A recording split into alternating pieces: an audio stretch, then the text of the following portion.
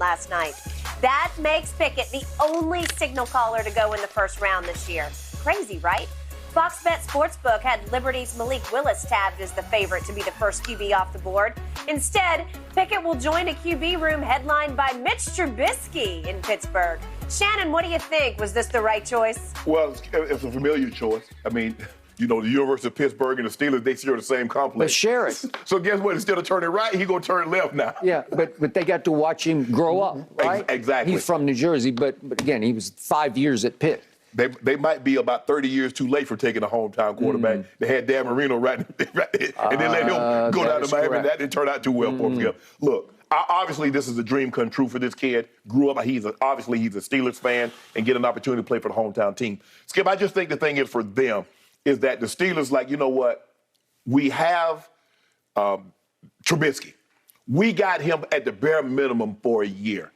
So if Kenny Pickett isn't – now, everybody from all indication, what I've been hearing, what I've been reading, he's probably the most ready to play. Because if I'm not mistaken, he's a 3 or 4 year starter at Pitt. He set all the records, you know, passing yards, touchdowns, and things of that nature. I mean, he actually has 5 years of game experience. Right. But go ahead. And when you look at it, Skip, he has a good receiving core. Deontay Johnson, Claypool, Pat Freiermuth is the tight end. Najee Harris, Steelers record for a rookie running back, over 1,200 yards. Now the question is, I believe they used those later picks to solidify the offensive line to give some protection because Ben took a beating. That's why Ben retired. All that beating he done took of all the years. Now, some of it he did to himself. You know, I think the motorcycle might have took at least a year off his career. Yep. And so, but the way he played probably took another year because he had taken better care of himself. He probably could have got another 2 years. But he didn't take care of himself as far as off the field, as far as training, nutrition. Probably tried to do that later in the career, but it was a little bit too late, Skip. I just think, and everybody's about his hand size. What the hell? What do you want him to have, Javon Curse hand? You want him to have a first baseman mitt? I know a guy that has a little baby hands. He said he was thinking about retiring. Joe Burrow, he had little baby hands. He did. and somehow them little baby hands gripped the ball well enough. And he's in Cincinnati. Skip, it's not like Cincinnati's Miami. They got inclement weather. And you know if you come into that division, Cleveland, outdoors. Baltimore, outdoors. Pittsburgh, outdoors. Cincinnati, outdoors. You're going to have inclement weather. You're not getting 70 and sunny throughout the season in those cities.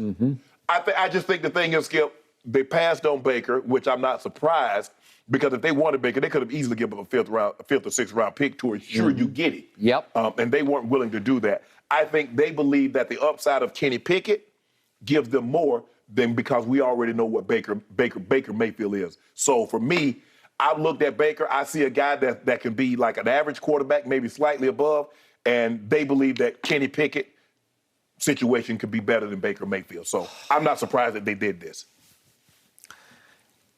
I'm not in the big picture, but I'm actually shocked they didn't go Malik Willis. I just believe that Mike Tomlin, who's all about diversity, would lean in that direction because it was clear to me Malik was the best of this bunch, and it's not a great bunch. But that's not saying much. I understand. And I can't sell you that Malik is going to be a perennial Pro Bowler because I'm not sure about that. Right. I'm not sure if he could ever make one Pro Bowl. Right. I just know his arm talent is way better than Kenny Pickett's. I just know that his leadership charisma that I watched in interviews is a little better than Kenny Pickett's. I definitely know that his mobility, even though Kenny Pickett has some, and he throws it pretty well on the move, but Malik is flat out gifted at running the football. And you can say, well, that's a negative. No, it's not, because he has a big arm. He's got a rocket arm. And the combination of those two makes his ceiling way higher than a Kenny Pickett that I would term an overachiever. He's getting all out of his ability that he can get. His arm talent is average at best.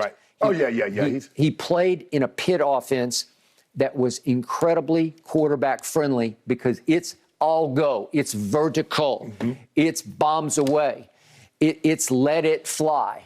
And that's fine, but if you look at his stats over the first 3 years that he started, they are pedestrian. They are average at best, if not below average. And then all of a sudden, he decides to stay out of the draft last year and stay for one more year, his redshirt senior year at Pitt, and he explodes. Right. 42 touchdowns to 7 interceptions. Obviously, that's pretty great. Right. I mentioned Lance Zierlein. I'll go back to his capsule on Kenny Pickett. And what does it end with? Kenny Pickett carries a boom/bust label. Right. Hit, miss. Yeah. Big hit, maybe real big miss. The thing that was being a fifth-year senior. Yep. Damn, bro, it took you a long time to develop. Now, that's, you look at Peyton, and Peyton stayed all 4 years. They used to be all the quarterbacks stayed 4 years. They did. But now, guys get good, and as soon as they're good and they're able to leave, they go. So, and I'm looking at like, well, damn, bro, 5 years, you had to stay 5 years. So he's at least 23. But Skip, quarterbacks, you stick your head in the hat, Skip, and whoever you pull out, you just hope, Skip. All right. Ain't nobody gonna give you the defense. Oh, you could just can't miss. Okay. So obviously I remain a Baker fan. Right. I believe in Baker Mayfield. If somebody will just give him a chance, let him get his foot back in the door with a fresh start, with the air cleared in a new city, with a new team, he's going to take you places. Again, if you go from Malik Willis, you got me where I say, okay, I'm waiting and seeing on Malik. You can't convince me that Kenny Pickett will be better than Baker Mayfield. You just can't. And yet, I thought that Pittsburgh was just laying in the weeds, waiting to force Cleveland just to cut him. We'll deal with you because we know you want to come here. Obviously, I'm going to reiterate one last time that Baker Mayfield went on that run 2 seasons ago, 8-3 run down the stretch, 20 touchdowns to only 3 picks, and capped it off with winning Cleveland's first ever playoff game. And the fitting irony here was it was at Mike Tomlin's expense in Pittsburgh against your division arch rival. Yes. And Baker's QBR that day was a 91, scale 0 to 100, a 91. So he played one of his best games of his career. He did. In a playoff game. Correct. That became their first win in 26 years. He has that on his resume. He obviously has a rookie year in which he won 7 games for a team that went 0-16 the year before. I've seen him when he's right, when he's healthy, and he was not healthy last year because he had, the day after the season ended, surgery on a torn labrum in his left shoulder with a fracture on top of the tear. So if you get him healthy, I just believe I've already seen enough from Baker to say he'll just be better than Kenny Pickett. I like Kenny's moxie. I like his grit and his guttiness and all those good things. It's all intangible, but it's not tangible. I believe Baker has more talent, more arm talent than Kenny Pickett. So I think you'll look back and say Pittsburgh missed the boat, but they took the hometown kid, again, not from Pittsburgh, but played at Pitt. And it's a great story. And I'm sure the Rooney family up above Mike Tomlin is like, hey, we did. Yeah, we passed on Dan Marino, and we can't. Not that anybody says that this is Dan Marino, but but he had a big year last year, and it's like he's right here. Right. Why shouldn't? And they know him because they're passing him in the hallways for 5 years. Right. So I'm sure he got to know Mike Tomlin, and he got to know Colbert, and he got to know some of the roots. He already knows half the team already. Right. And I'm sure they love him like a son that they raised. Right. So they're like, it falls right into our lap. Let's go with this. Well, in this league, in the end, it's about your talent, your ability to perform under fire. And I believe that Baker Mayfield would be a much better fit than Kenny Pickett for Pittsburgh. As you said, that 2019 season? Was that 2019 in which he led Cleveland to their first playoff win? Is on his resume. So is immaturity and inconsistency. It is, and I cannot disagree. And so are 1 billion progressive ads that I'd never loved. And I believe those ads are helping to run him almost out of the league because he came across as smug and condescending and flat out snarky in those commercials. And I think people are starting to think that's the real Baker in those commercials because they got bombarded with that Baker. It's his house. Well, what have you done to earn the right to have it? I don't know, Skip. It's looking like you might have to get a group of investors and buy a team and have Baker as your quarterback.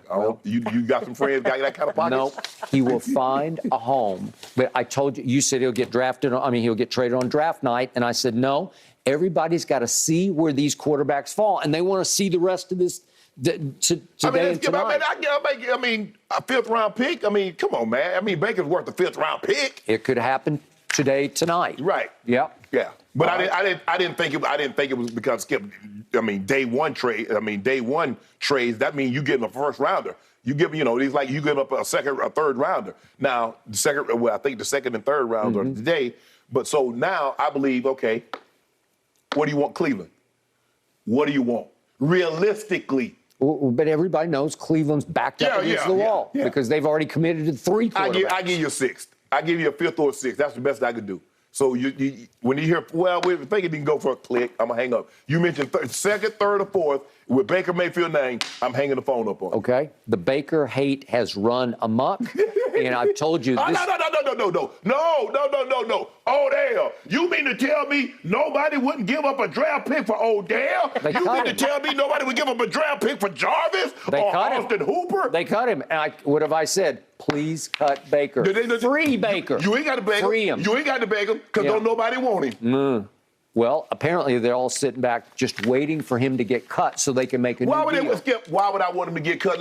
If I want something that bad, I don't wait for it to go on sale because somebody else might get it. I don't know. Who waits for gas? You wait for gas to go on sale before you put something in your car? No, because you needed to get to work. Do you wait for bread and eggs, milk to go on sale before you get it? Hell no, you need it. So if somebody needed Baker, if he's what you said he was, guess what? You put it up on the line and go get it.